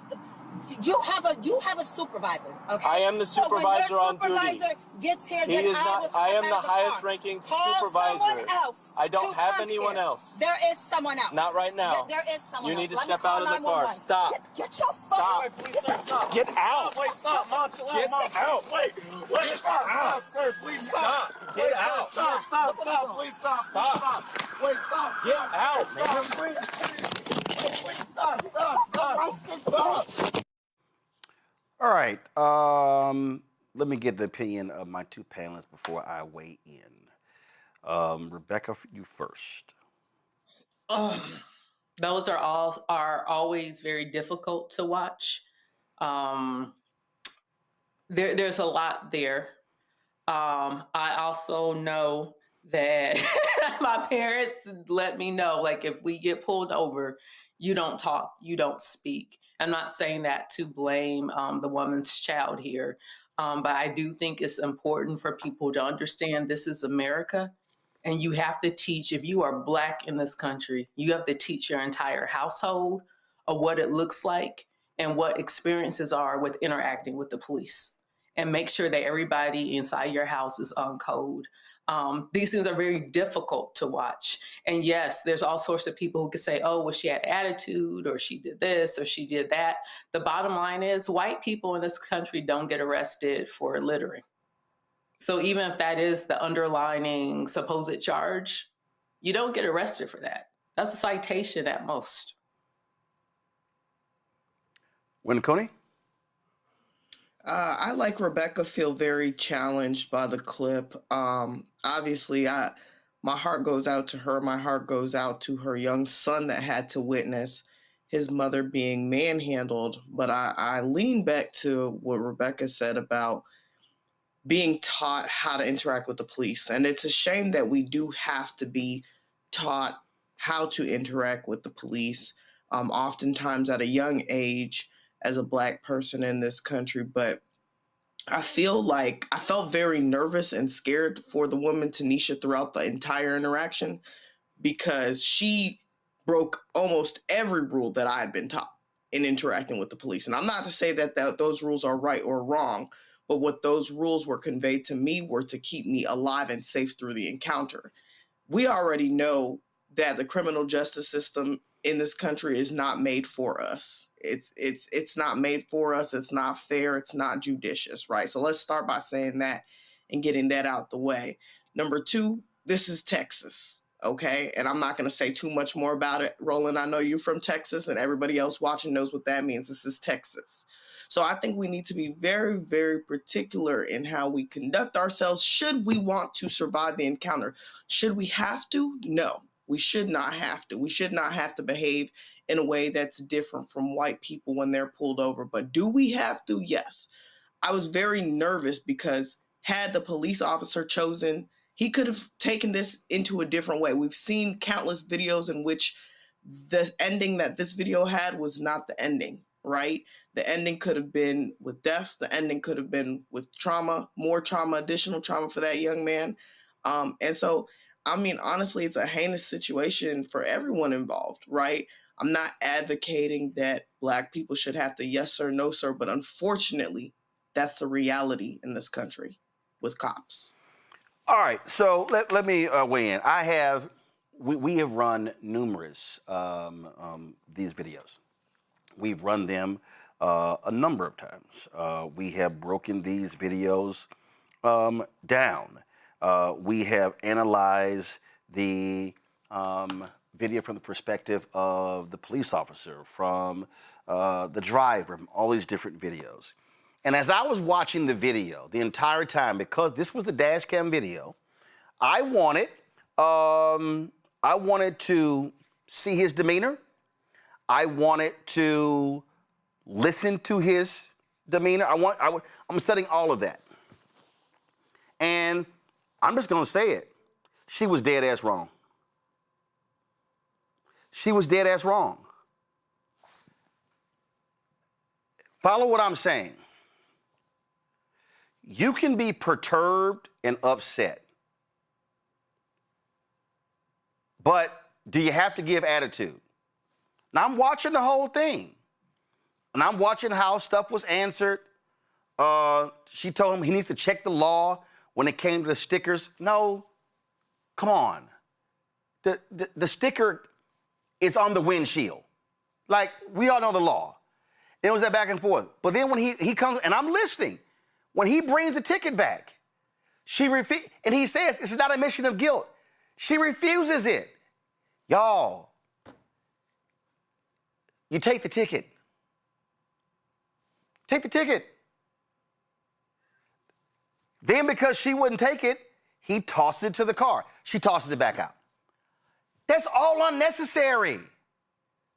Now, he says she littered. That's actually not an arrestable offense. What he should have done was, ma'am, I'm gonna give you an opportunity to take the ticket. But if you don't take the ticket, I'm gonna give you another ticket for littering. All right? So he immediately went to get out of the car. Here's the thing in Texas. When a lawful command is given, you have to obey. Remember the Sandra Bland video? Remember what happened there? Okay? When she was smoking and he told her to put it out, and she was like, I don't have to. She didn't.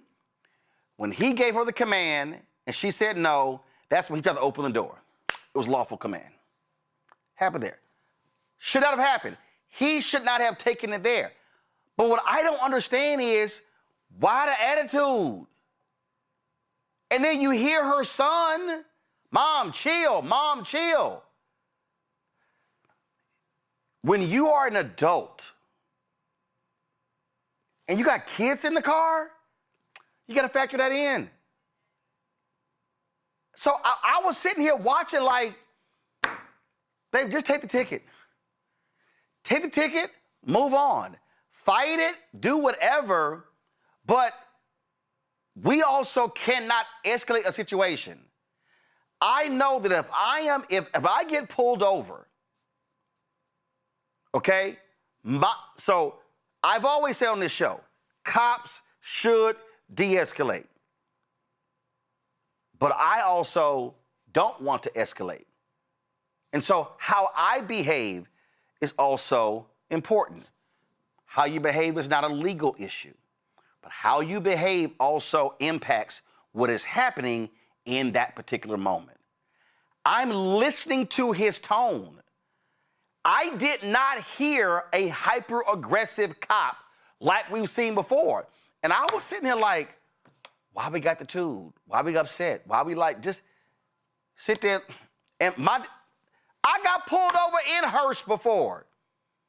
I lived, in fact, when I went to go work at the Fort Worth Star-Telegram, it's called, first of all, it's called HEB. It's Hurst, Euless, Bedford. It's 3 cities that are right next to each other. It's called HEB. I remember getting pulled over. Cop said legal lane change. And when he asked for my ID, I gave him my ID. I also gave him my Texas Department of Public Safety press pass. I ain't get a ticket. Now, I was on the phone. He was talking. I was actually laughing because I thought it was hilarious that he was pulling me over for a so-called illegal lane change. But what I'm saying is, y'all, we also should not escalate stuff. Yo, chill. Take the ticket. They hand you the ticket. He said, ma'am, this is not an admission of guilt. I've gotten that story numerous times as well. Take the ticket, sit it down, I'm going on about my way. Now we ain't got no drama.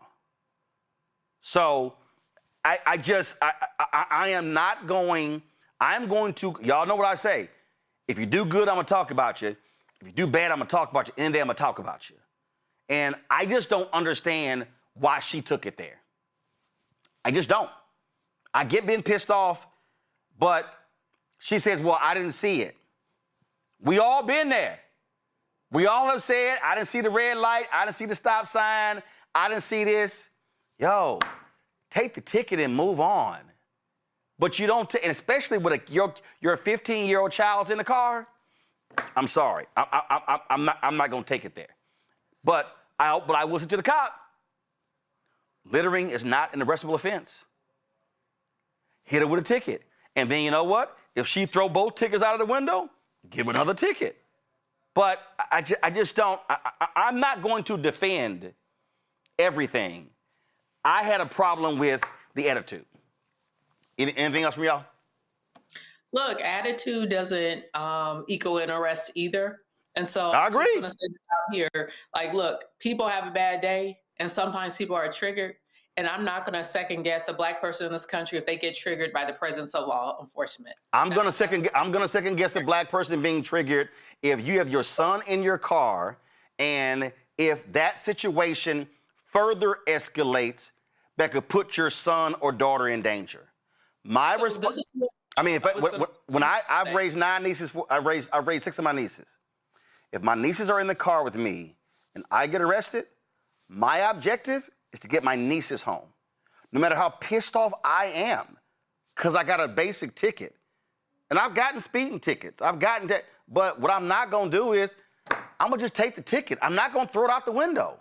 I'm not. Like, bro, look, when people are in trauma and when people are in the middle of trauma, their brain isn't online. Like that's literally the definition of being triggered, right? It's not just a catchphrase, it's an actual thing where your frontal lobe is deactivated and it's not turned on. And in my opinion, that's what we saw here. What's unfortunate is that there are situations where you could do all the right things, wear the right clothes, speak the right things, and you could be sedate and demure and all those things, and they could still go left.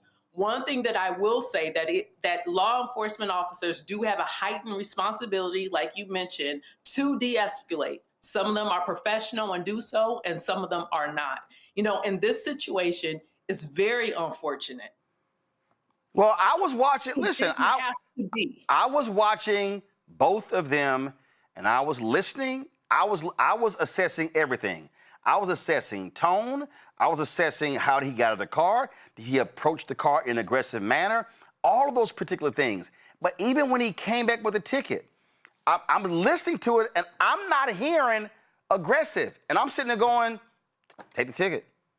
Take the ticket. Because when she was on the show, she was like, well, y'all didn't see what happened before. Well, I just saw it. I'm sorry. Go ahead. I actually appreciate seeing the body cam footage in its entirety because I think context helps. I'm of two minds on this. What Rebecca said is true, right? When people are triggered and traumatized, ain't no telling how they're gonna act. But Roland, you're right in saying when we have minors in the car, the number one priority is to get home alive. That's my hope in any Black person's interaction with a police officer. Get home alive. A ticket, we can fight that in court. What we can't fight is a bullet entering your body. And I think baseline, Black people have to understand that. We can contest about the litter in court. We'll have our day in court. We can't contest it if you're bleeding out on the street, right? So I think that we really have to be mindful of the fact that, yes, there is a target on our back as a Black person in America. We're not here to rewrite history. I mean, listen, the whole thing about the sticker, first of all, let me be real clear. Not displaying a sticker, that also could have gotten ticket. I was pulling up to Dulles Airport. I get out to check in my bag. I'm trying to catch a flight. I check it in up top, and I'm about to go driving to valet. Black cop stops me. I don't see your sticker. I was like, damn, I got the one Black person who don't listen to Tom Jones Morning Show or watch TV One. But he stopped. I was like, Roland, he might have known who you were. I was like, no, he ain't know. No, he ain't know. Other cops, I remember I made a quick lane change in D.C., and the cop hit the light. Yo, he went, oh, damn, Ro. He said, slow down making that lane switch. No, this cop didn't know who the hell I was. And the bottom line is, I got a ticket. Was I pissed? Yeah. Was I trying to catch a flight? Yeah. But I took the damn ticket. I didn't make a big deal out of it because I didn't have the sticker. That's all I'm saying. I'm just saying that I am not going, and again, I'm listening to the cop. This is what I hear. I really hear him at a 3. Not progressively hear her go from a 4 to a 5 to a 6, okay? But even when she was at an 8, I'm still hearing him right here. I was like, I'm watching it going, just take the ticket. It's not an admission of guilt. Just take the ticket. That's when you say, appreciate it. You could give him attitude taking the ticket. I'm just saying that I just didn't understand. No, I ain't taking it. And he throws it in, and she throws it back out. I just don't, that made no sense to me. I don't get it. I'm saying I'm not gonna escalate it. I know what I'm gonna do. Now, if you the cop, if your ass escalate, and in fact, this is actually how I think. I'm gonna let you escalate. I ain't escalating. And even in that point, her son is saying, Mom, chill, just take the ticket. Yo, she is just gone. I'm sorry. In that moment, I gotta be thinking about him. And I don't want this man to do nothing to impact him. And that's all I'm saying. I'm just saying, folk, if you get a ticket, just take the ticket. It's a ticket. I pay them shits online. All right, that's $35. All right, that's $80. What I'm not gonna do is potentially get a bullet over a pookie butt ass ticket. I'm just not. So disagree with me that's fine, but that's just me. All right, y'all. Last night, shout out, Prairie View. Y'all gonna have to send me some gear. I done been to Prairie View so many times, they ain't sent me no gear. Last night, first of all, 3 HBCUs have made March Madness, y'all. 3, Prairie View, Howard University, Tennessee State, okay? And last night, Prairie View won their game. Oh, folks thought they were gonna lose. No, PV won last night. And remember, they upset Southern in the SWAC championship to make it into the tournament. So they won last night. Howard plays tonight. Let me check. Are they playing? Is the game on? Do y'all have? It's on. It started at 7. Yeah, I'm looking right now. Let's see here. So Howard is right now with 3:23. Don't go. Yeah, you can go to my iPad. We're not showing video, so we weren't breaking any of the rules. 3:23 left in the first half. Howard's down by 6. They're playing Michigan. Howard is a 16 seed. Michigan is a 1 seed. And so that game is going on right now. Not sure when. Let me go ahead and click this right here. Let me see when Tennessee State is playing. Tennessee State, I'm looking. Not sure which bracket they're in. So allow me to, let's see. Oh, here we go. Tomorrow, 2:50 p.m., Tennessee State is going to play Iowa State. Tennessee State is a 15 seed. Iowa is a 2 seed. So big congratulations to the Prairie View A&M Panthers for winning their first round game. And in fact, they beat Lehigh. This is the box score of that game. Prairie View beat Lehigh 67-55. And let me see here, because that was the first 4. And Prairie View now, let's see who they're going to play next. I'm looking. Oh, they're going to play Florida tomorrow. So Tennessee State plays tomorrow at 2:50 p.m. Eastern, and Prairie View plays at 9:25 at p.m. Eastern tomorrow. So again, big ups to Prairie View and good luck to the Howard Bison and Tennessee State Tigers. All right, y'all, that is it for us. Win Cooney, thanks a bunch. Rebecca, thanks a bunch. I appreciate it. Folks, that's it for us. If you want to, of course, support the work that we do, join our Bring the Funk fan club. You can, of course, contribute via Cash App. Use the Stripe QR code. You see it right here. As for also credit cards as well. Checks and money order. Make it payable to Roland Martin Unfiltered. P.O. Box 57196, Washington, D.C. 2003 7-0196. PayPal's R Martin Unfiltered. Venmo's RM Unfiltered. Zelle. Roland at RolandSMartin.com. Roland at RolandMartinUnfiltered.com. Download the Black Star Network app. Apple phone, Android phone, Apple TV, Android TV, Amazon Fire TV, Roku, Samsung Smart TV.